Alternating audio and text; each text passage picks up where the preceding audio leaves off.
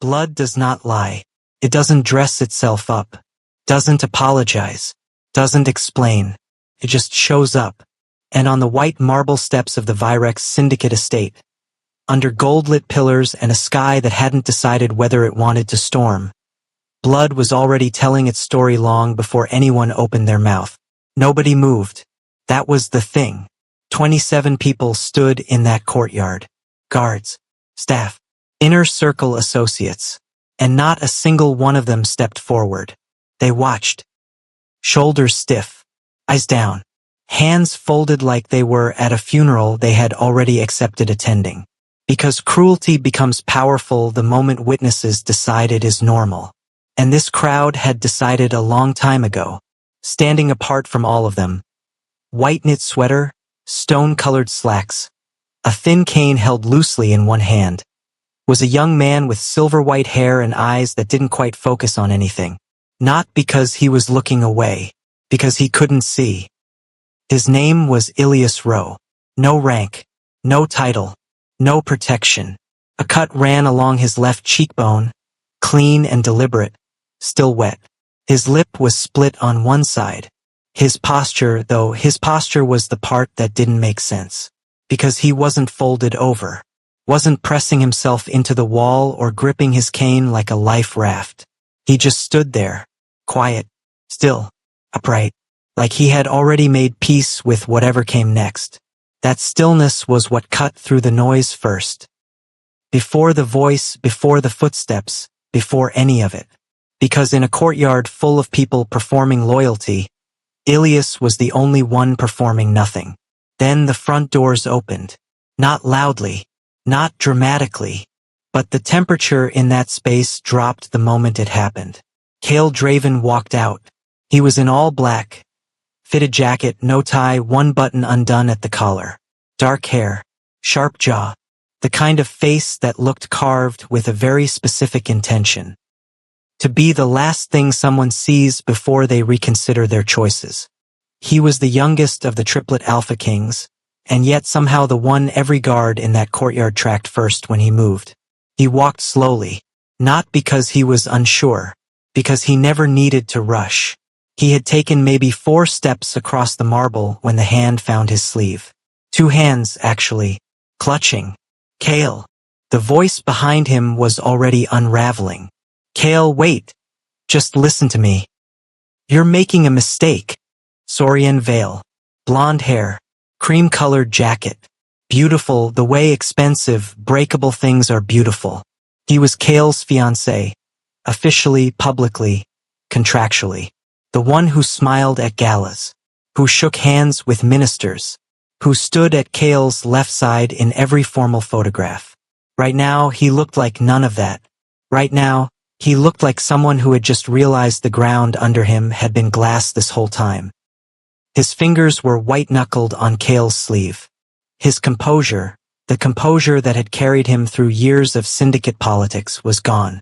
His eyes were red, not from crying, from something closer to desperation. You're making a mistake, he said again, lower. Cale did not stop walking. He did not look at Saurian. He looked past him, straight to Ilias. The blood on that face, the cane. The way the young man's chin was lifted slightly, not in defiance, not performing strength, just holding. Cale's jaw moved once, a single slow tighten, like something behind his eyes had just locked into place. He stopped walking. The whole courtyard held its breath. Saurian took that pause as an opening. He stepped around, positioning himself between Cale and the sight line to Ilias, putting both hands flat against Cale's chest now. He provoked it, Saurian said quickly. He was out of line. I handled it the way it needed to be handled. You weren't here, Cale. You don't understand the full. Who gave that order? Not a question. The words came out flat and even and so quiet that the guards in the back row leaned in without realizing they had. Saurian blinked. I just told you I did. Because he. Who gave that order? Same words. Same tone. Colder this time. Like the first time had been a courtesy. Saurian's hands slowly dropped from Cale's chest. Something in his expression shifted. A flicker, a recalculation. The tears that had been threatening the edges of his eyes were gone now, replaced by something more careful, more controlled. "You're going to choose him," Sorian said softly. "Over me. Over everything we built." Kale finally looked at him. Full eye contact. Unhurried. "I'm going to ask you one more time." Sorian's mouth pressed into a thin line. "Hi viewers, if you were standing in that courtyard silent and watching, would you have stepped forward? Or would you have stayed still like everyone else? Drop your answer below. I read every single one. Because here's the thing about silence. It doesn't stay neutral. In a moment like that one, with blood already on the marble and a crowd of 27 people deciding where to look, silence becomes a vote. It says, "I saw this and I chose not to." The guards around that courtyard all had eyes, all had working legs, and not one of them moved toward Ilias. Not one of them had moved before Kale came out, either. They had simply watched Sorian Vale give an order, watched it get carried out, watched Ilias absorb it without a sound. And then they went back to standing exactly where they were supposed to stand. That is what institutional cruelty looks like. It doesn't announce itself. It just becomes the room temperature, and people adjust. Kale's gaze moved once, just once, back to Ilias. The younger man had not shifted in the last several minutes. Hadn't turned toward the argument happening 10 feet from him. His cane rested light in his grip. The cut on his cheek had started to dry at the edges. His breathing was slow and even, like he was somewhere slightly outside of the moment, not checked out, just conserving. Something moved behind Kale's eyes. Something that didn't have a name yet. He turned back to Sorian. "You're going to want to step back," Kale said. Sorian laughed, short and brittle. "Or what?" Kale didn't answer. He just took one slow step forward. Sorian stepped back. He didn't mean to. It was automatic. The kind of step that happens when the body knows something the ego hasn't finished processing yet. Kale walked past him. Sorian turned, watching, jaw tight. Kale, I'm talking to you. This is not over." But Kale was already moving across the courtyard. Steady, measured, each step placing exactly where it needed to. He stopped 6 feet from Ilias. The younger man's head tilted, just slightly, at the sound of footsteps stopping. He didn't speak, didn't reach out, just waited, listening to the space between them. Kale studied the cut, the split lip, the way Ilias was holding himself up on nothing but habit and something that looked a lot like refusal. The guards around the perimeter were very still. Sorian's voice came again from behind, quieter now, but shaking with something that wasn't grief anymore. "You don't even know who he is, Kale. You don't know anything about." Kale turned his head. Just enough. And Sorian stopped talking. The silence that followed was not peaceful. It was the kind of silence that has weight. The kind that presses on eardrums and makes people check their exits. Kale turned back to Ilias. He didn't speak. Not yet. He stood there, studying the young man who had been punished in his courtyard, in his estate under his name, and who had not made a single sound about it. One of the senior guards shifted his weight. Just slightly. Kale caught it. "Leave," he said. Everyone moved. Sorian opened his mouth. Everyone. The courtyard cleared in under a minute. And in the silence that was left, just marble and lamplight and the distant sound of evening traffic past the gates. Kale stood very still in front of Ilias Rowe. His jaw was tight. His hands were loose at his sides. And for the first time in longer than he could remember, Kale Draven paused mid-step. And didn't react. Not yet. He turned and walked toward the east wing. Slowly. Without looking back. Leaving Ilias standing alone in the emptied courtyard. Still upright. Still quiet. Cut drying on his cheek. The lamplight flickered. And somewhere at the end of the corridor, Kale stopped walking. His head dropped, just slightly. 3 words came out. Low. Even. Like a decision being made in real time. "Who gave that order?" He walked away. That was the part no one expected.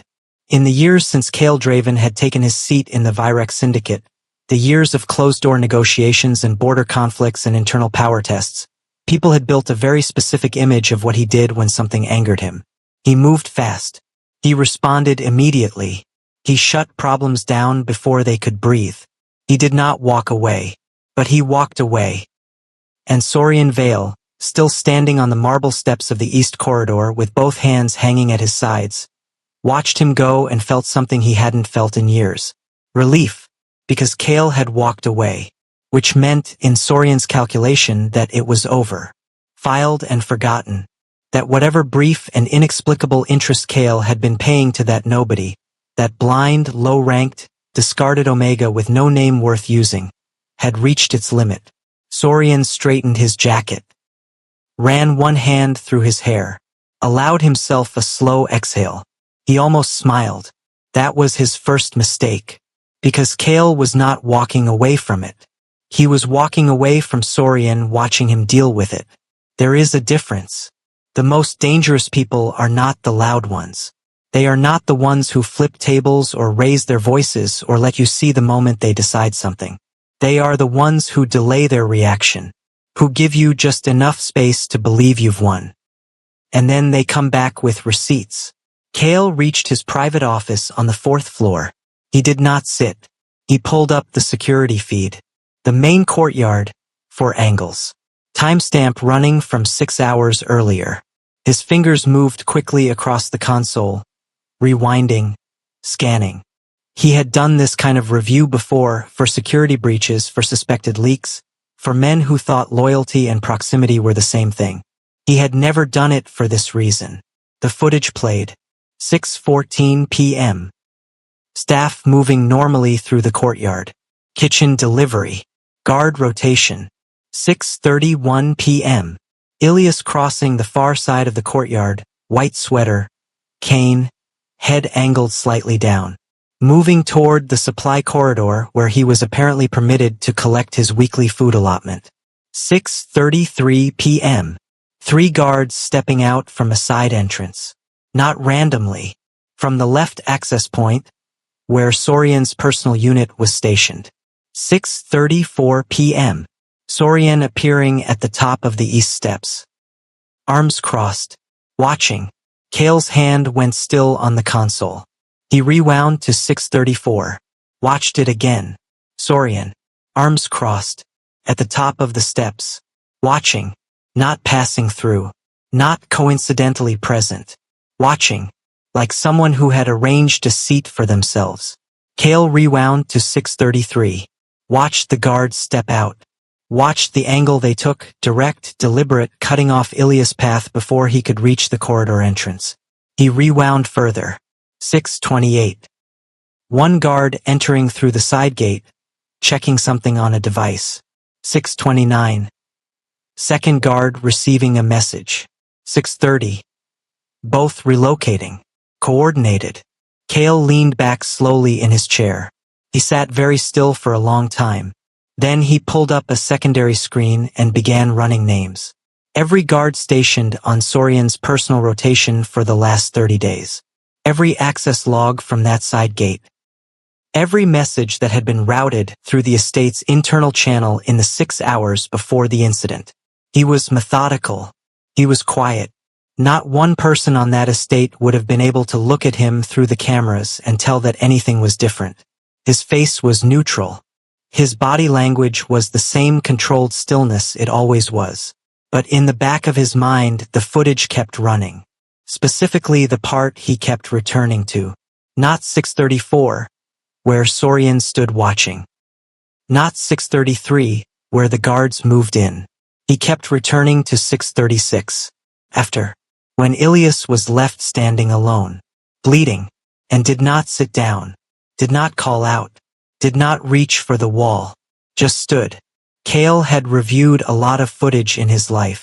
Personnel evaluations. Crisis response. Interrogation recordings. He had seen people under pressure behave in every direction. Collapse, explode, beg, perform, freeze. He had never seen this particular thing. This stillness. Not the stillness of someone in shock. Not the stillness of someone who had been beaten into numbness. Something deliberate, like a person who had decided at some point far earlier than tonight exactly what they would and would not give to anyone who was watching. Cale rewound to 636 again. He watched the way Ilias held his cane loose, not tight. The way his shoulders stayed level. The slight angle of his head, like he was listening to the space around him rather than trying to see it. The way he did not beg. Not once. Cale stopped the footage. He sat in the quiet office for a long time with his hands flat on the desk.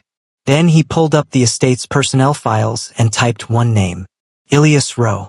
The file that came back was thin. Almost offensively thin. Date of arrival.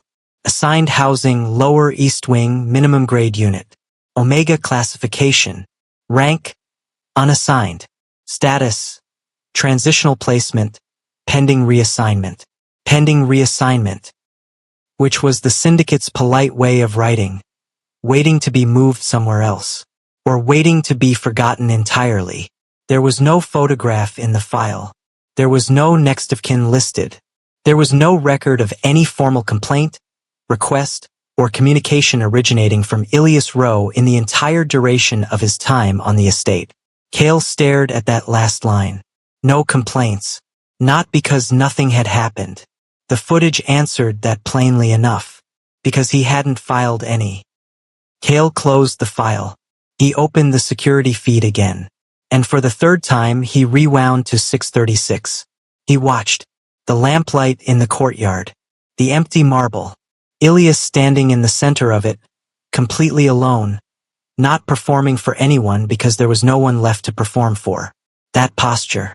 That spine. Cale's jaw tightened slowly. He played it forward.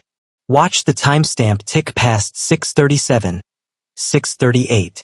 Watched Ilias eventually lower himself to sit on the bottom step of the courtyard wall. Not collapse, not fall, sit. Carefully, like someone rationing their own energy. Then watched him tilt his head back. Eyes closed, or at least appearing closed. Face tilted toward the open sky. Cale watched that for a long time. He reached over and closed the security console. Stood. Moved to the window. Outside, the estate grounds were lit and quiet. The courtyard was empty now. The staff had cleared. Sorian's lights were on in the West Wing. Probably already on a call, probably already managing the narrative, already deciding which version of tonight's story got told to which person. Cale watched the West Wing light for a moment. Then he looked toward the lower east section of the grounds. One small window dim. He stood there long enough that the city sounds outside the gate became background instead of foreground. Long enough for the West Wing light to shut off. Long enough for the grounds to go from quiet to fully still. Then he turned from the window. His hand moved to the intercom on his desk. He pressed it once. Get me Harlan. And pull full access logs for the East Lower Wing for the last 60 days. He released the button. Then he was quiet again. He walked back to the security console and opened the footage one more time. He skipped past everything else. Went straight to 636. And replayed it. That posture. That stillness. The way Ilias hadn't begged. Cale stared at the screen. And in the quiet of that office, in that controlled, measured, deliberate silence, something shifted. Not loudly. Not dramatically. Just enough. He didn't beg, Cale said. No one was in the room. He wasn't talking to anyone. He was just saying it out loud. Like he was confirming something he wasn't yet sure what to do with. He said it once more, quieter, slower, like a question that was still becoming itself. He didn't beg. The East Lower Wing of the Virex Syndicate estate was not designed for living. Not really. It had been built as overflow, for surplus staff, for temporary placements, for the kind of people the estate needed present but not visible. The corridors were narrower there. The ceilings lower. The walls a flat institutional gray that the rest of the estate's white marble had never bothered to extend itself toward. Ilias Rowe had lived in it for 8 months. Room 14. Second corridor. end of the hall where the ventilation ran louder and the single window looked out onto a concrete utility wall instead of the garden. He knew every inch of it. Not by sight, by step count, by sound, by the particular way the air pressure shifted when the door at the far end of the corridor opened versus the one at the near end. He knew that the third floorboard from the entrance of his room had a soft spot. Not dangerous, just slightly hollow sounding. And that the pipe behind the left wall hummed 2 hours before the hot water pressure dropped. He knew that the guards who passed his hall at night always came in pairs after the incident 3 months ago, and that they always walked slightly faster past his door than any other. He had learned these things the way he learned everything now, carefully, without asking for help. Ilias had not always been blind. That was the part he didn't speak about. Not because it broke him to think about. It had once, and then it had stopped breaking him the way things eventually stop when you run out of the kind of energy that grief requires, but because no one in this estate had ever asked. And he had made a decision, somewhere in the second month of living here, that he would not spend his remaining energy on information no one had requested. He used that energy for other things. Survival, mostly. Not the dramatic kind. The quiet kind. The kind that looks, from the outside, like simply existing. He woke each morning at the same time, not because an alarm told him to but because his body had calibrated itself to the estate's rhythms. The kitchen exhaust fans turned on at 5:40 a.m. The first light shift of guards completed their route by 5:55. By 6:15 the east corridor had its first traffic. He ate what was allotted to him. He collected it himself from the supply corridor, the same route, the same time each week. He had learned which routes the higher-ranked members of the estate used and which ones they didn't, and he planned his movements around the ones they didn't. Not because he was afraid, because energy was finite, because every confrontation he absorbed was energy spent. And energy spent defending himself from people who had already decided his rank was an invitation, was energy he couldn't use for anything else. This was the math of survival without dignity versus dignity without safety. He had turned both options over many times in the long, dark quiet of room 14. He had sat on the narrow cot and listened to the ventilation system hum and asked himself which one he could live inside without becoming someone he didn't recognize. He had not arrived at a clean answer, but he had arrived at something. A line. One thing he would not do regardless of what the math said. Regardless of who was watching or how convenient it would have been to simply fold. He would not beg. Not for food, not for leniency, not for the basic courtesies that everyone else in this building received without asking. He had watched what happened to the ones who begged. He had heard it, the way it changed their voices. The way the relief of being granted something small came packaged with the cost of what you had traded for it. He refused, which was why last evening, standing in that courtyard with blood drying on his face and 27 people performing invisibility all around him, he had simply stood, and held, and waited. The cut on his cheek ached now in the dull, persistent way that injuries did when the adrenaline was fully gone. He had cleaned it himself when he got back to the room. Cold water. The small medical kit he kept under the cot. He had sat at the edge of his bed and worked carefully, by touch, pressing gauze to the wound until the bleeding slowed, then lying back and letting the ceiling hum him towards something that was not quite sleep but was close enough to rest. He was still lying there now, thinking, not about Sorian Vale, who had ordered the punishment the way someone orders a correction. Casually, with confidence, as though his standing in the estate made his cruelty institutional rather than personal. Not about the guards, who had carried it out with the blank efficiency of men, who had decided that following instructions was the same thing as having no part in the outcome. He was thinking about the footsteps. At the end, after the courtyard had cleared and Sorian had gone back inside and the lamps had settled into their evening hum, there had been footsteps. Slow, deliberate, stopping approximately 6 feet from where he stood. And then nothing. No words. No commands. No questions. Just a presence. Ilias was good at reading presence. When you lost one way of processing the world, the others filled in around the gap with a dedication that surprised you. He could read the weight of a silence, the particular quality of someone standing still, whether it was the stillness of discomfort or calculation or something else. This had been something else. He hadn't been able to identify it fully at the time. He had filed it in the back of his awareness and let the evening close around it. But now, in the quiet of the morning, he turned it over again. The footsteps had been unhurried.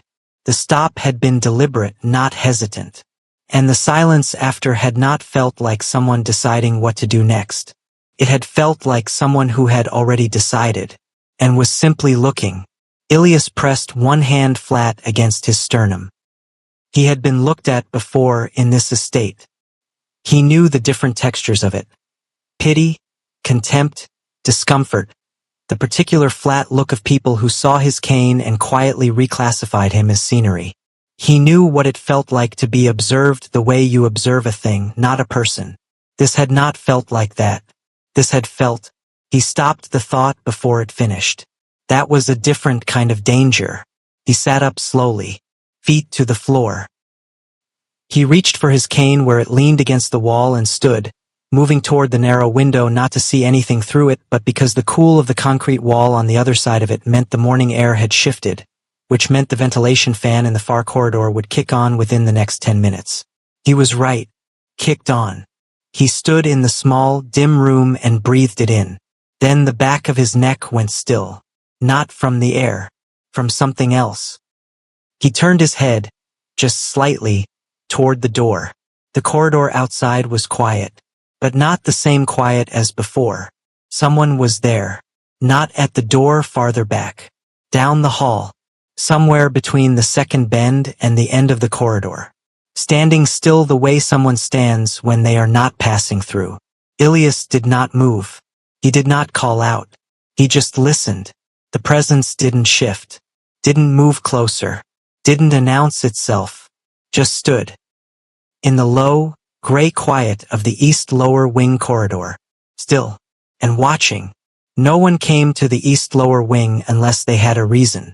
That was not a policy written anywhere. There was no memo, no standing order, no formal designation of the corridor as off-limits or low priority. It was simply understood, the way things in institutions become understood when enough time passes without anyone questioning them. The lower east wing was where you put what you didn't want to look at. And what you didn't want to look at, you didn't go visit. So when Ilias registered that presence in the corridor a second morning in a row, he updated his mental map of the situation. Someone had come back. He didn't move toward the door. He stood at the far side of his room, one hand resting on his cane, and waited. He counted the breaths between the moments of stillness, tracked the quality of the silence for shifts the way it had weight sometimes, and sometimes just absence. Then the door opened, not knocking first. That told him something. People who knocked were asking permission. People who didn't had already decided the permission was theirs to give. He turned toward the entrance. Heavy footsteps. Measured. Two of them, the particular fall of expensive shoes on cheap flooring. They stopped just inside the door. The room was small. 6 feet from the door, the space narrowed into the cot, the utility shelf, the window wall. Whoever had come in was now standing approximately at the threshold, which meant they were close enough that Ilias could track their breathing if he focused. He focused. Breathing. Slow. Even. Not the breathing of someone who had rushed here, or of someone working up to something. The breathing of a person who was comfortable with silence. He waited. The silence stretched. Usually, when powerful people entered a room, they did not let it run that long before speaking. Usually they had a point, a demand, a performance of authority to deliver, and they delivered it with the particular efficiency of people who were used to other people filling in silence anxiously on their behalf. This person did not fill the silence. He let it go. And then, very calmly, not unkindly, but without warmth either, he said, "You didn't call for a medic." Ilias let that land. "No," he said. "Why?" Not a question either, exactly. More like someone verifying a theory. "Because calling for a medic requires filing a report," Ilias said. "A report requires a review. A review requires a statement. And a statement from me in this estate would have been used for something that wasn't my health. A beat. You've thought about that before. Several times. Another silence. Longer this time. Ilias kept his chin level. He didn't turn his face toward the sound of the voice. He had learned that the performance of eye contact was more meaningful to sighted people than the reality of it, and when he attempted it without the visual feedback loop, it often landed wrong. He just listened. "You're not going to ask who I am," the voice said. Ilias considered that. "No," he said. "Why not?" He let that sit for just a moment, not stalling, calibrating. "Powerful men only visit twice," he said. "Either to finish what they started, or because they haven't figured out why they came in the first place." The air in the room shifted. Not dramatically, but it shifted. The quality of the silence changed, became slightly denser, the way it does when someone is thinking harder than they were a moment before. "Which one do you think this is?" the voice said. Ilias tilted his head. "I think," he said carefully, "that you already know what happened in that courtyard. And you already know who ordered it. And you've spent more time reviewing it than you planned to. Which tells me this isn't about finishing anything." No response. "Which means," Ilias continued quietly, "you came for the other reason." Another silence. This one was different. Not uncomfortable, careful. The silence of a person who was deciding whether to confirm something or leave it unspoken. He didn't confirm it. He moved instead. Ilias tracked the footsteps shifting, a partial turn, the sound of a jacket adjusting. "You're not afraid of me," the voice said. "I don't know who you are," Ilias said. "You know what I am." Ilias tilted his chin just barely. "I know what you sound like," he said, "which is not the same thing." The stillness that followed was something Ilias filed and kept, because it had a quality he hadn't heard in 8 months. Not surprise exactly, but something adjacent to it. The reaction of a person who was not accustomed to having their categories rearranged by someone who was supposed to have none. "When someone doesn't react to power," Ilias said, almost to himself, "it disrupts the illusion of control." He had not meant to say that out loud, but it was out now, and the silence that followed was the most interesting one yet. "You talk too much," the voice said, but there was no edge in it. Ilias almost smiled. "You came back to a corridor no one visits," he said. "And you've been standing in my room for," he counted internally, "for minutes without stating a purpose. I'd argue one of us is very clear on our words and the other is still working on it." The footsteps moved toward the door. Abrupt. Not angry, just decided, like a person cutting a conversation they hadn't meant to extend this long. "Don't go to the supply corridor on Tuesdays," the voice said from the doorway. Ilias blinked. "Why?" "Because Sorian's rotation switches on Tuesday mornings. You know that already." Ilias did know that. He had known it for 6 months. He said nothing. The footsteps crossed the threshold. The door didn't close fully, left 2 inches of gap, the way you leave a door when closing it entirely feels like a statement you're not ready to make. Then the corridor went quiet. Ilias stood in the middle of his room for a long moment. He turned the conversation over slowly. The specificity of the Tuesday warning.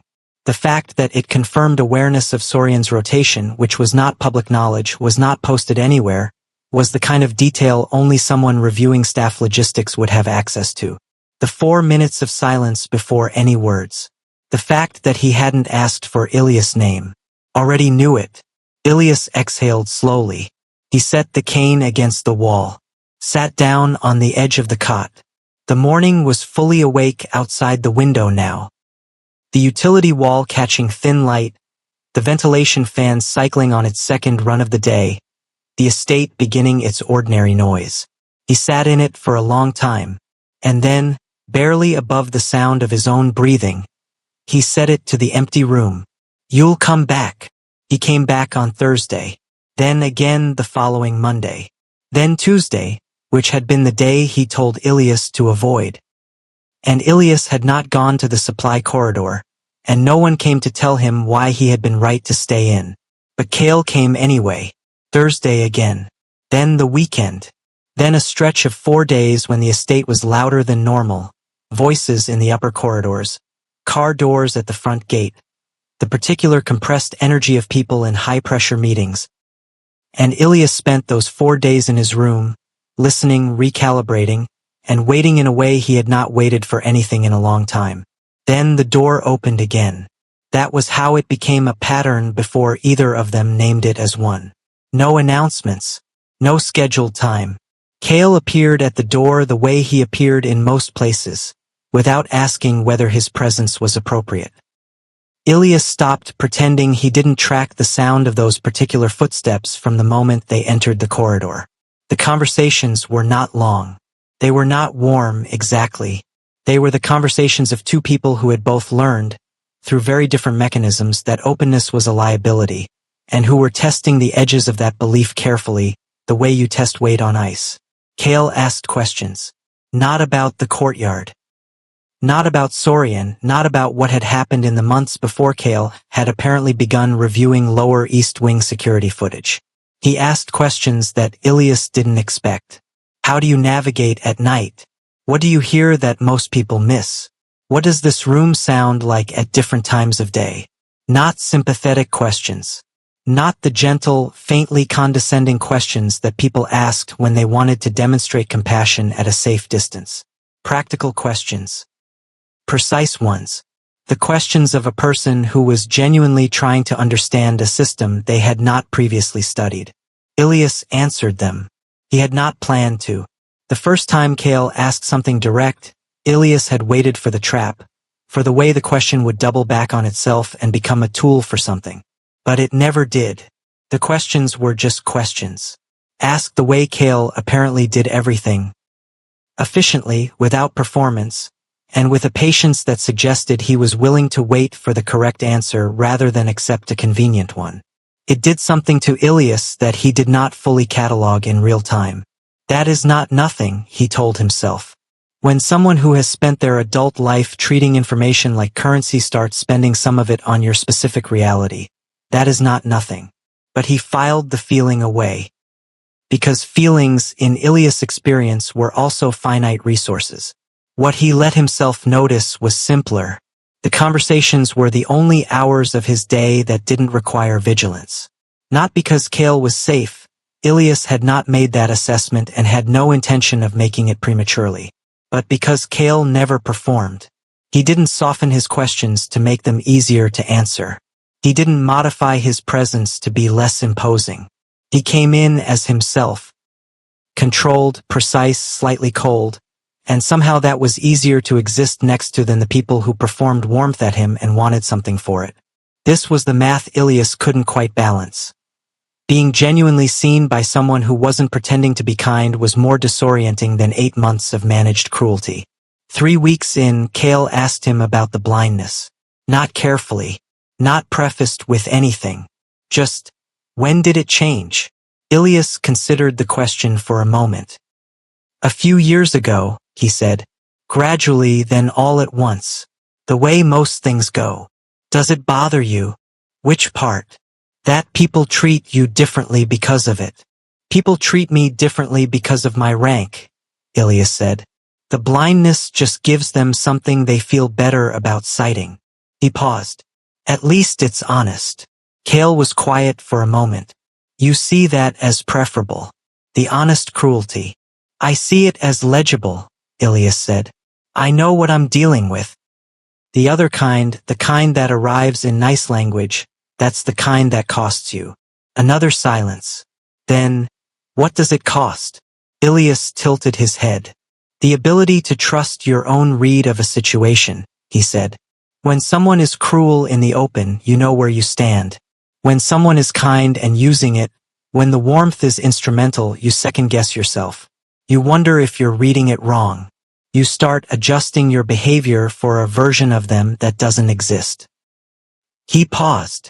That's the expensive kind. Cale didn't respond immediately.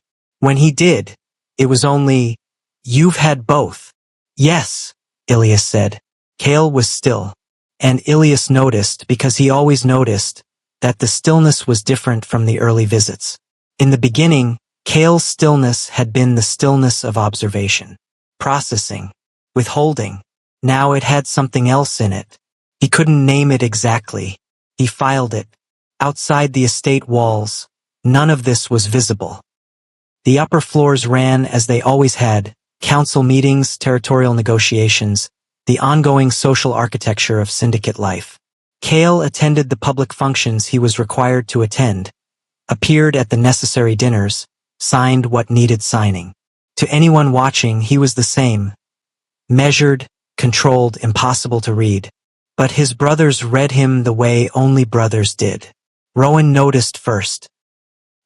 He appeared in Cale's office 2 weeks after the courtyard incident, leaned against the doorframe with the particular looseness of someone who had been deciding whether to say something for several days, and finally said it.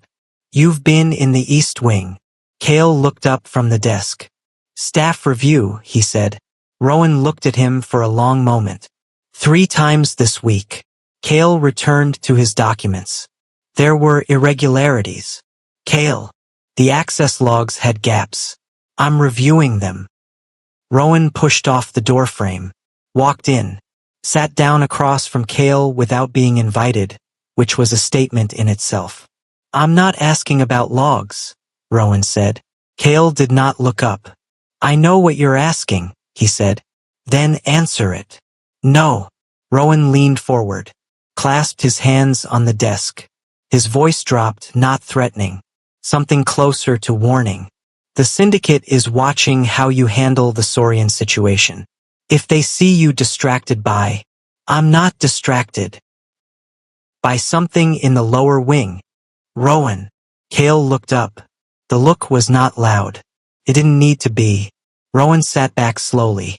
The office was quiet for a moment. Then Cale returned to the document on his desk, and his voice came out flat and final in the way his voice got when the topic was closed. "I'll be at the Thursday session." Rowan stood, moved toward the door. At the frame, he stopped. "I'm not wrong," he said. "You're not relevant," Cale said. Rowan left, and Cale sat with that silence until the words on the document stopped being words and became just marks on a page, and he put the document down and went to the East Wing anyway.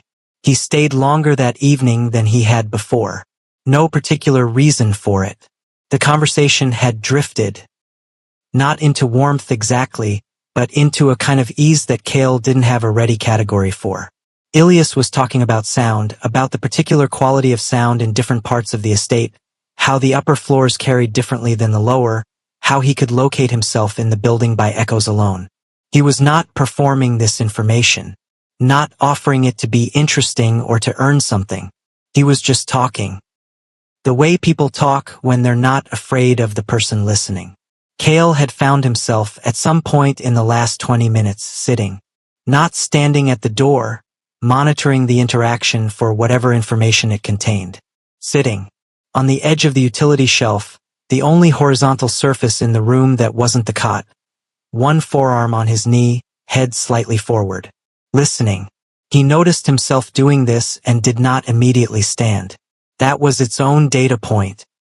Ilias had paused in whatever he was saying. The silence was easy, not expectant. Cale reached out. One hand. He placed his fingers briefly on the back of Ilias' hand, the one resting on the cane, not grasping, not pulling. Just contact. Brief. Deliberate. Then he withdrew it. Ilias did not react outwardly, but his breathing changed. Just slightly.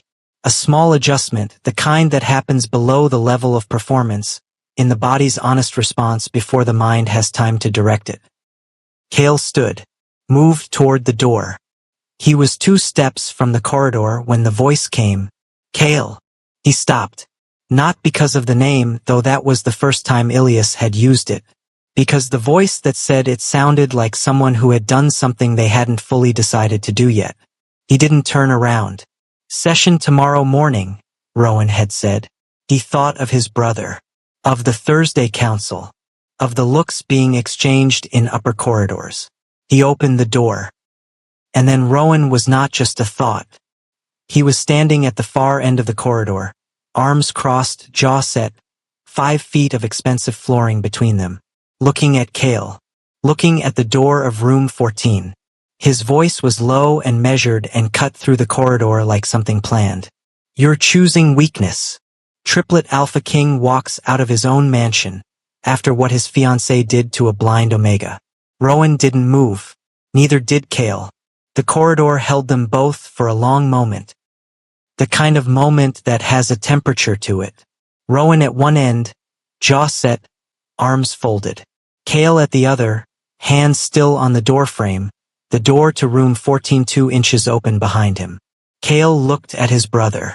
Then he let the door fall closed. He walked toward Rowan, not fast, not slow. The walk of someone who has already decided what the conversation will and will not contain. He passed him. Council's in the morning, Cale said. I know when council is, Rowan said. Cale kept walking. Cale. He stopped. Didn't turn. You're choosing weakness. Rowan said it again. Slower this time. Like repetition would make the landing harder. Cale turned then. And the look on his face was not anger. That was the part that made Rowan's posture change slightly, because anger would have been easy to read, to predict, to prepare a response to. This was something else. Something that had gotten very still inside. You've been watching the lower wing, Cale said. I've been watching you.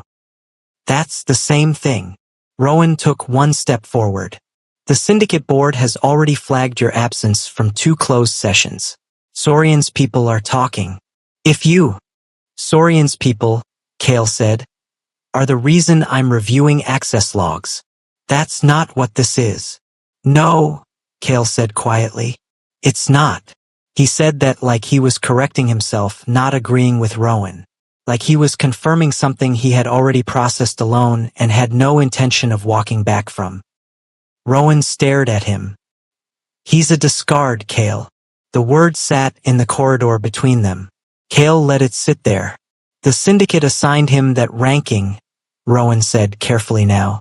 If you start undermining the classification system, if people see you protecting someone who has no standing, they will read it as weakness. Not compassion. Weakness. And in this structure, weakness is an invitation, Cale said. I know.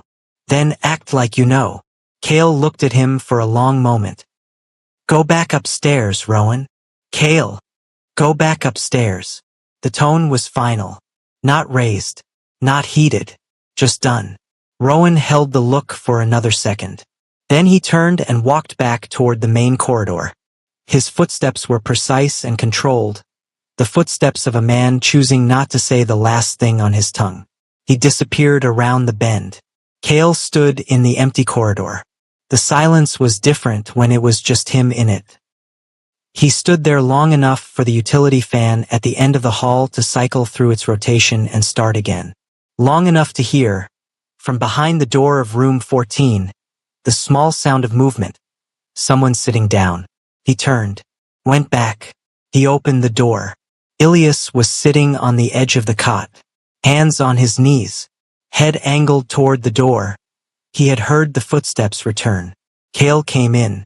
He didn't sit this time. He leaned against the wall near the window. The concrete side wall cool against his shoulder and just stood there. Ilias didn't ask about the voices in the corridor. Didn't ask what had been said. He just waited. And for a long time Cale said nothing either. That was new. In every visit before this one, there had been a direction, a question to ask, a thing to observe, a specific thread Cale was pulling. He always had a reason, even if the reason was not entirely honest about what it was. Tonight he had just come back. No question ready, no direction, just back. Ilias eventually said, "You're still here." "Apparently," Cale said. A small pause. "You don't have to explain it," Ilias said. "I know. I'm just noting it. Because powerful men who come back without a stated reason are usually working something out." Cale looked at him. "And what do you think I'm working out?" Ilias tilted his head. "I think," he said slowly, "that you've spent a very long time being looked at as a function. an authority, a seat at a table, and something about this room, maybe this specific room, maybe just, he paused. Something about not being able to be seen the way you're used to being seen makes it easier to just exist in it. Cale was very still. That's a theory, he said. It's an observation, Ilias said. The silence that followed was not uncomfortable. It was the strangest kind of quiet, the kind that doesn't ask anything of the people inside it. Cale stayed against the wall. Ilias sat on the edge of the cot, and outside, the estate ran its night routines. Guards rotating, lights dimming in the upper wings, the distant sound of Sorian's West Wing television filtering through the old ductwork. While down here, in a room that the estate had decided didn't matter, two people sat in the kind of quiet that costs something to enter. That matters. Pay attention to that. Because the most dangerous shift isn't power gaining more control. It's power learning empathy. And Cale Draven, in that small dim room, was learning something he had not enrolled in and could not yet name. Eventually, Ilias said something, quietly, almost to the floor. You don't belong where you think you do. Cale's jaw moved. You don't know where I belong. No, Ilias said. But I know what it sounds like when someone is performing their own life. And you've been doing it every time you walk out that door. The room went very still. Cale pushed off the wall. He moved toward the door. His hand was on the frame and he stopped. Just for a second. 1 second of not walking forward. Then he left. No words. No response to what Ilias had said. He walked out, and the corridor swallowed his footsteps, and the door swung closed behind him. And Ilias sat in the quiet, and waited, and waited.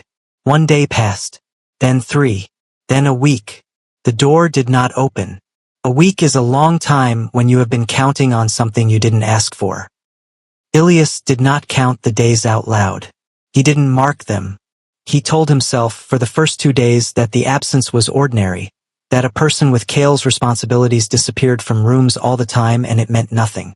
It was a Tuesday, then a Wednesday, then Thursday arrived and went like any other Thursday, and the supply corridor was quiet, and the East Lower Wing was just the East Lower Wing again. By day 5 he stopped telling himself it meant nothing. He didn't know what it meant. That was the honest answer. He had made no agreements with Cale Draven. No promises had been given in either direction. There was no contract, no stated arrangement, no reason for Cale to continue coming to a room that his position in this estate gave him no obligation to visit. What there had been was something harder to name. Pattern. Contact. The particular weight of someone's presence becoming part of your internal architecture before you've consciously decided to allow it. And now it was gone. And the room felt different. That was the part Ilias had not been prepared for. Not the absence of the conversations, not even the absence of the information those conversations carried, but the way room 14 had changed in texture. The ventilation fan cycled the same. The window wall held the same gray light. The cot, the utility shelf, the 12 steps from door to window, all the same. But the room had gotten quieter, which should not have been possible. It had always been quiet. Ilias sat at the edge of the cot on day 7 and held that feeling carefully, the way you hold something you're not sure whether to keep or release. He had let something in. He had known, even at the time, that he was doing it. He had watched it happen from a slight remove, the way he watched most things. Tracked the pattern, noted the cost, decided something about risk. And he had decided, somewhere around the 4th visit or the 5th, that the risk was acceptable. That had been an error in the math. Not because Cale was cruel. He hadn't been. But because hope is its own kind of exposure. It doesn't ask permission. It installs itself in the gaps between what is and what you've stopped yourself from wanting, and it runs quietly in the background until something disrupts it and you discover, suddenly, how much space it had taken. Ilias exhaled. Hope isn't gentle. It's invasive. And when it leaves, it takes more than it brought with it. He stood. He was not going to let this become something that changed his functioning. He had survived Sorian Vale's casual cruelty for 8 months. He had survived the courtyard. He had cleaned his own cut and slept on his own cot and navigated his own corridor and asked exactly no one for assistance with any of it. He would survive this too. He moved to the door, counted his steps to the supply corridor. He would go today, Tuesday, warning or not, because he had not gone in 10 days and his food stores were running low. He had recalculated the risk without Cale's information and decided it was manageable. He reached the supply corridor without incident. He was on his way back, arms carrying the week's allotment, cane in his right hand, left arm balancing the weight, when he heard the voice. "You're back to Tuesday runs. Sorian Vale." Ilias stopped walking. He kept his face neutral. "The allotment needed collecting," he said. He heard Sorian take several steps, moving from the side of the corridor to the center of it. Not blocking the path entirely, but narrowing it. "He's not coming back, you know," Sorian said. Ilias did not respond. "Whatever you thought was happening. Whatever he let you think." Sorian's voice was lighter now, almost conversational. The voice he used when he wanted something to sound like casual observation rather than what it was. "Cale loses interest. He always does. He gets fascinated by something strange or different and then he files it under resolved and moves on. That's just who he is." Ilias kept his face neutral. "You should adjust accordingly," Sorian said. "For your own sake." Ilias turned slightly, not toward Sorian, but enough to orient his voice toward the man. "Thank you," he said evenly, and he kept walking. He felt Sorian watch him go. He did not let it show on his face until he was around the corner, in the corridor, door to room 14 visible at the end of the hall. He got inside, closed the door, set the supplies down, and stood in the middle of the room with his jaw tight and his hands very still. That part, what Sorian had said, the part that landed wrong was not the cruelty of it. Ilias had long since learned to read Sorian's brand of cruelty, to track it the way you track weather. No. What landed wrong was the possibility. The small, precise, surgical possibility that Sorian was right.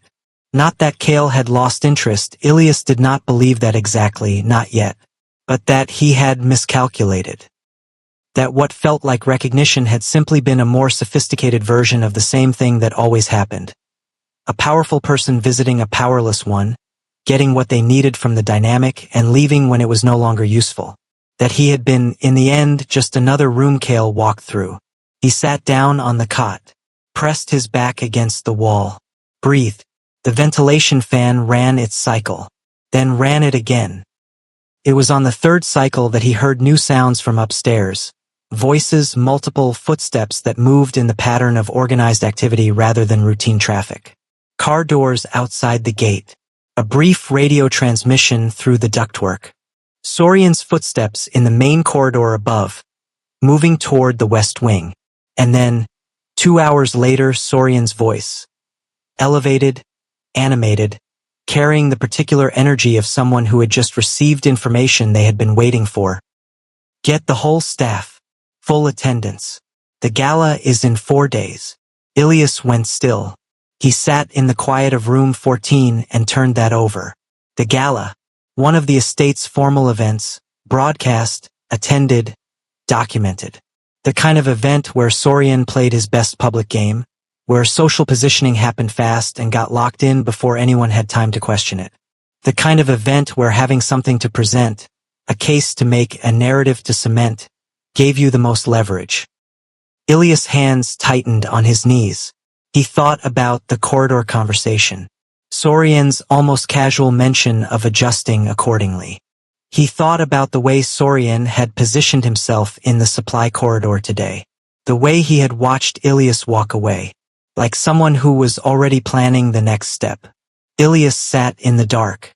And for the first time in a long time, a different kind of cold moved through him.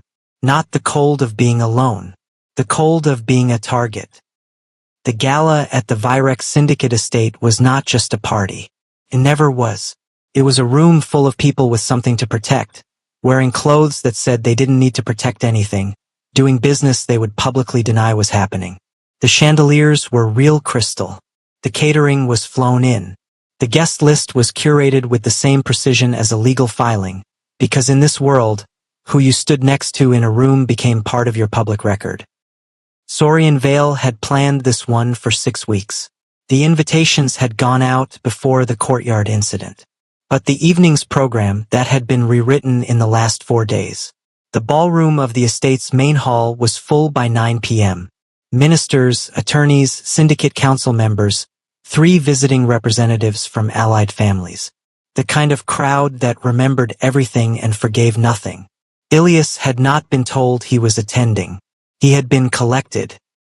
2 guards from the upper rotation, not the East Wing staff but the formal event security, taller, suited, had knocked on the door of room 14 at 8:45 and told him he was required in the main hall. No explanation.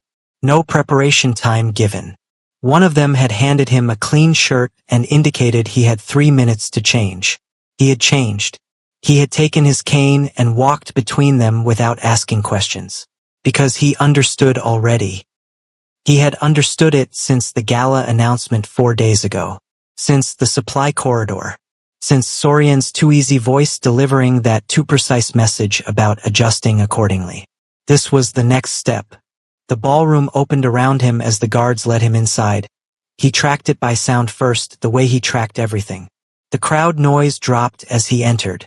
Not to silence, to that particular adjusted register that means a room is redirecting its attention. The clink of glasses pausing. Conversations finding a lower volume. He kept his chin level. He kept his steps even. He did not reach for the wall. They stopped him in the center of the room. Not near the edges where people could pretend not to look. The center, where the chandelier light came down clean and there was no furniture to break the sight lines. Sorian appeared from the left. He was in a charcoal suit with a white pocket square. Polished, composed, every inch of him performing a man who had no reason to be nervous because he was right. He stood in front of the crowd and smiled. "I want to thank everyone for being here tonight," he said, addressing the room with the easy warmth of someone who had done this many times. "This gathering is important not just socially, but for the integrity of this estate. And I want to use this opportunity to address something that affects all of us." A pause. The room was very attentive. There are members of our estate community who have been operating outside sanctioned boundaries. Sorian's voice shifted, still warm, but with a regretful weight added. The voice of a man doing a difficult but necessary thing. Taking advantage of access. Constructing proximity to protected resources. Using certain, he let that word hang, vulnerabilities to manufacture favor. Ilias stood in the center of the light and kept his face still. He knew what was coming. He had known it since the first sentence. "Ilias Rowe," Sorian said. The name landed in the room like a dropped glass.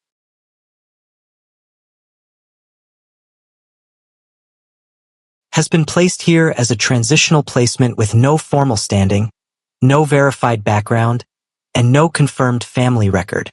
And yet, in the past several weeks, he has been documented accessing restricted corridors, initiating unsanctioned contact with leadership. Someone in the crowd murmured. Just one person, but the sound was affirming, and conducting himself in a manner that raises serious questions about his intentions. That was it. That was how it worked. Not a single specific lie, nothing that could be checked against a hard fact and disproven. Just framing. Just the arrangement of true words into a false shape. Transitional placement, true. No formal standing, true. Accessing corridors, true, though the access had been Kale's doing. Initiating contact, true, depending entirely on your version of who had initiated what. Every lie in it was the structure, not the vocabulary. And the crowd was listening. Because it was easy. Truth is inconvenient.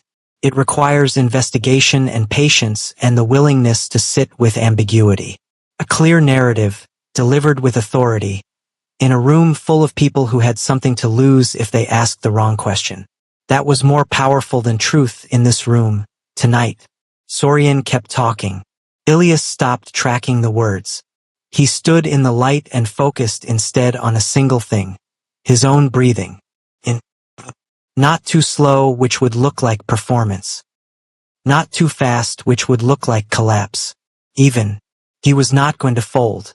Not here. Not with this crowd. Not for this man. Around him, he could hear the room shifting, the murmurs multiplying now, the particular low agreement of people who had been told a story that confirmed their existing comfort. It was easier to believe Sorian. It was always easier to believe the person standing in the formal suit with the guest list and the chandeliers. The person with standing. A guard near him reached out, a hand on his arm, directing, moving him. Ilias held his ground for 1 full second. Just one. Then he let himself be moved. Because resisting physically, in this room with these witnesses, would only add another layer to the narrative Sorian was constructing. And Ilias had enough strategy left in him to know which battles to spend himself on. But he did not lower his chin. He kept it level. He kept his spine where it was. And the room watched. Most of them had made their decision already. He could feel it in the particular quality of the silence, the way it had stopped being curious and become settled.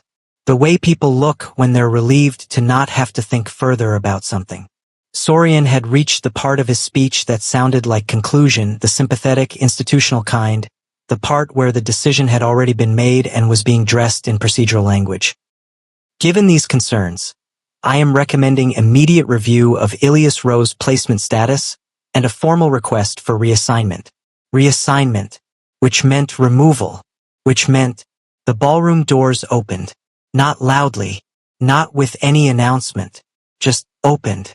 And the crowd turned. Sorian turned. And the room went so quiet that the chandeliers seemed louder. He was dressed in all black again.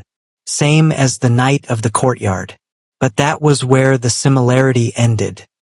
Because Cale Draven, standing in the doorway of that ballroom, did not look like the same man who had walked out of the mansion in silence 3 weeks ago. He looked like something had been decided. In him. Not performed. Not assembled for the occasion. Decided. His jaw was set.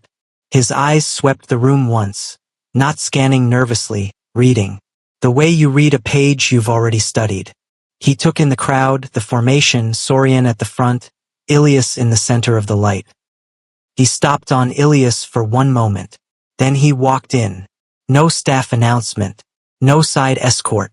Just his footsteps on the marble floor, deliberate and unhurried, crossing the ballroom while 200 people watched and not one of them spoke. Sorian recovered first. Cale. His voice was careful, calibrated, the voice he used when he was still deciding which version of a situation to claim. You're here. I didn't know you. I know you didn't, Cale said. He kept walking. Past the first row of guests. Past the second. Straight toward the center. I want to explain. Sorian started.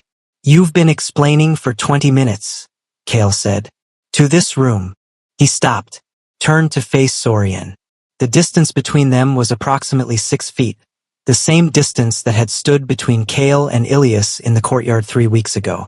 This time it was the distance between Cale and the man who had ordered that courtyard into existence. Where were you? Sorian said, and the damage in his voice was visible now, cracking through the polish. Confirming what I already suspected, Cale said. You've been gone for 3 weeks. You just disappeared, Cale. You didn't tell anyone, you didn't leave any access logs, Cale said. The room went quieter. Syndicate financial records. Property transfer documentation.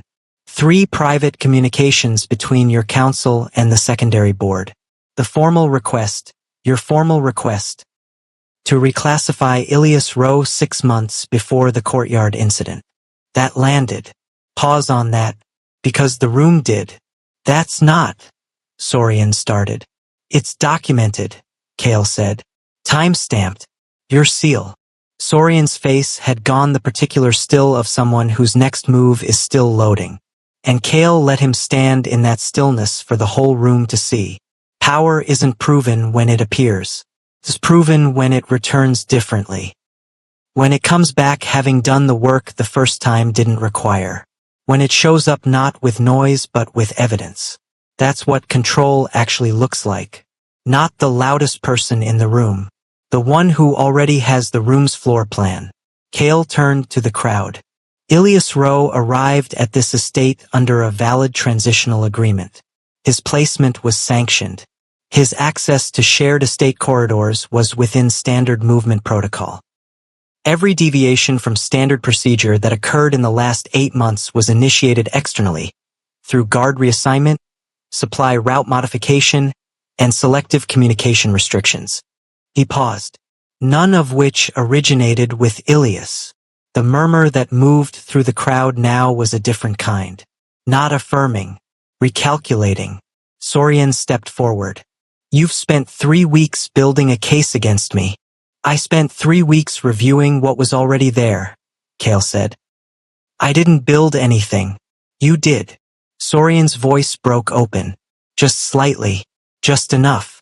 You're choosing him, he said. Over everything. Over the estate. Over the council, over. I'm choosing accuracy, Kale said. That's not what this is, Kale, and every person in this room knows it. You went to that wing every day for weeks, you were never in council, you were never… Sorian. One word. The same way he had said who gave that order in the courtyard. The same flat, even, final delivery. Sorian stopped. Remove yourself from this event, Kale said. The silence that followed had a particular quality to it, the quality of 200 people recalibrating simultaneously.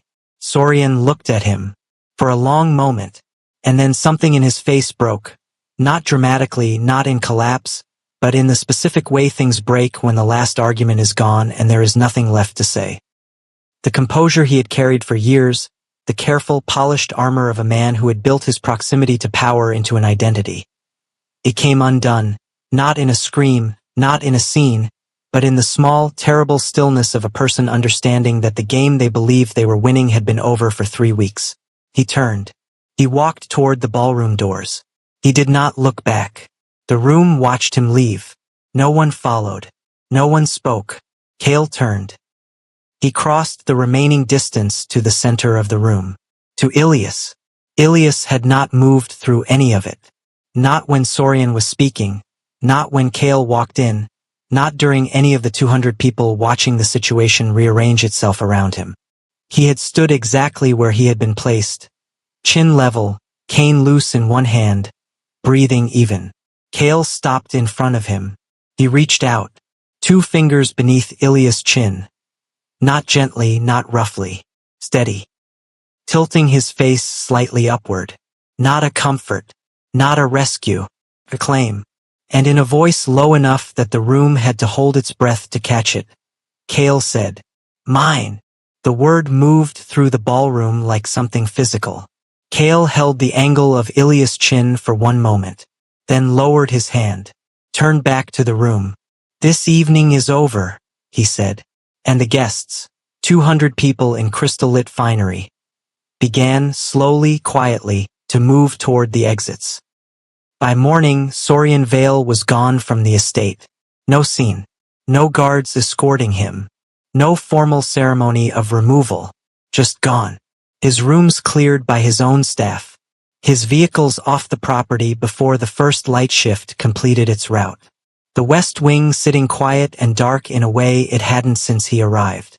That was how Kale handled it. Not loudly. A cold, procedural, final dismissal, the kind that doesn't give the dismissed person a stage to perform their exit on. No raised voices. No public stripping of status. Just a door that was now closed. The estate adjusted the way institutions adjust. Faster than anyone admitted. More completely than anyone acknowledged. By midday, Sorian's name had been removed from the 2 active committee appointments he held. By the afternoon, his access codes had been deactivated. By evening, the staff that had been personally loyal to him were quietly reassigned or asked to appear before the internal review Kale had already opened. The restructuring was efficient. It was also cold. That was important, because Kale did not spend the day comforting anyone. He did not visit room 14 in the morning with an explanation, or arrive with something softer in his voice than the night before, or present himself as having transformed into something easier to stand next to. He had a full schedule of overdue council sessions, 3 outstanding documents requiring his formal review, and 2 back-to-back meetings with board members who had spent the gala recalculating their positions and now needed to hear something from him directly. He worked through all of it. At 4 in the afternoon, he appeared in the corridor of the east lower wing. The same walk, the same footsteps, the same deliberate, unhurried cadence that Ilias had memorized long before last night. He opened the door to room 14. Ilias was sitting at the window wall. Not near the window, just near the wall, back against the concrete, legs extended. Facing the door, the way he always angled himself when he expected someone. Cale came in. He did not sit. He stood in the center of the room, and the silence between them was different from every silence that had come before. Not the silence of observation. Not the silence of calculation. The silence of 2 people standing on the other side of something that has already happened and is not going back. "You could have told me," Ilias said, "that I was building a case? That you were leaving," Ilias said. "The 3 weeks. A single word would have changed how you held yourself in that corridor," Cale said. "With Sorian. In the supply route. At the gala." Ilias was quiet. "If you'd known I was coming back, you would have held differently. You would have been waiting on me, and Sorian would have seen it." Ilias turned his face slightly away. "So I was a variable," he said. "You were the steadiest thing in the entire situation," Cale said. "That landed differently." Ilias held it for a moment. "That's not the same as being safe," he said. "No," Cale said. "It's not." He did not pretend otherwise. He did not offer a correction or a reassurance, or the kind of warmth that wraps itself around a situation and makes it feel resolved when it isn't. He stood in the room as himself, controlled, precise, the thing he had always been, and said the true thing plainly. Ilias nodded slowly. "What happens now?" he said. Cale was quiet for a moment. "The estate's placement system is under review. Your status will be reclassified, formal standing, protected access, verified record." Ilias exhaled. "That's the official answer," he said. "Yes. What's the other answer?" Cale looked at him. "You're not leaving this estate," he said. "Not a question. Not an offer. A statement." Ilias considered that, the weight of it, the shape of it, the way it sat in the room. He had spent 8 months surviving the estate systems with nothing but his own internal math. He had built his functioning around the assumption that no one here would ever make a claim that included his safety. He had been rigorous about not needing anything from anyone in this building. And now the most powerful man in the building was standing in the cheapest room on the property saying, plainly, that he was not leaving. Not "I'll protect you." Not "you're safe now." Not a soft landing. Just "you're not leaving." Which meant something different. Being chosen by power isn't the same as being saved by it. Ilias understood that. He had understood it from the first visit, from the very first time those footsteps stopped in his doorframe, and the silence had that particular quality of someone who had already decided something. Safety and ownership were not the same thing. He was not naive about which one Cale was offering. And yet, he sat with it, turned it over, thought about the 8 months before, the controlled suffering, the calculated invisibility, the daily math of spending as little of himself as possible on the estate's indifference so he'd have enough left over for the next day. Then he thought about room 14 during the 3 weeks Cale was gone. How the ventilation fan had sounded the same. But the room had been different. He thought about last night, the ballroom, the light, Sorian's carefully assembled narrative, 200 people adjusting their calculations in real time. And how through all of it he had stood exactly the way he always stood. Not because he wasn't afraid. Because he had made a decision, somewhere far earlier than last night, about what he would and would not give to the people watching. He had not begged. He had not collapsed. He had held. And the man now standing in the center of this room had rebuilt 3 weeks of documented evidence and walked into a ballroom full of allied families and placed 2 fingers under his chin and said one word in front of all of them. Ilias exhaled slowly. You're not an easy thing, he said. No, Kale said. You're going to be difficult. Consistently. Ilias was quiet. Then, almost to himself, I survived them. He said it the way you say something you hadn't realized you needed to say out loud until you hear it. Kale moved. He crossed the room, not fast, not dramatic, and crouched in front of where Ilias sat against the wall. Brought himself level. Eye to eye, or the closest thing to it. Ilias felt the presence shift. The air in the room compressed slightly with proximity. Kale was very close, and in a voice that had no performance in it, no authority, no careful construction. Just the flat, honest weight of a thing being said by a person who meant it exactly. He said, You survived them. A pause. The ventilation fan ran its cycle. Now survive me. The words sat in the room like something permanent. Not a threat. Not a comfort. A true thing. And Ilias, who had spent 8 months deciding, every single day, what he would and would not give to this estate, made no move to pull back. He stayed exactly where he was. Still. Upright. And for the first time in a very long time, the quiet in room 14 felt like something other than emptiness. It felt like the beginning of a different kind of endurance. One that was going to cost him more than he had budgeted for. And one that, for reasons he couldn't entirely explain and wasn't ready to defend, he had already decided to pay. That is where the story ends. Not with a rescue. Not with a clean resolution. With a choice being made in a small room, in the lowest wing of a powerful estate, by a person who had survived everything alone, deciding quietly and with full awareness of the cost, not to be alone anymore. With the most controlled man in that building crouched on a cheap floor, saying the truest thing he had ever said to another person. With power learning something it hadn't been taught. And with two people on opposite ends of everything this world said they were supposed to be. Beginning.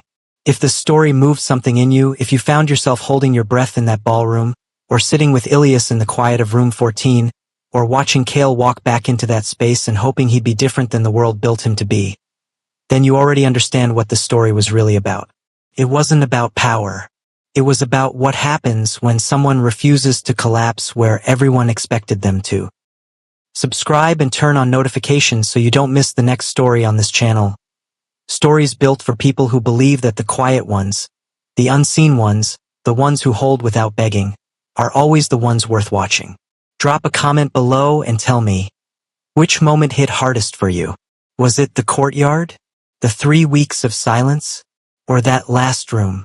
Your thoughts don't just matter here. They inspire the next person reading them. Share this with someone who needs to hear that surviving with your spine intact is its own kind of power. This story is done. The next one is already coming.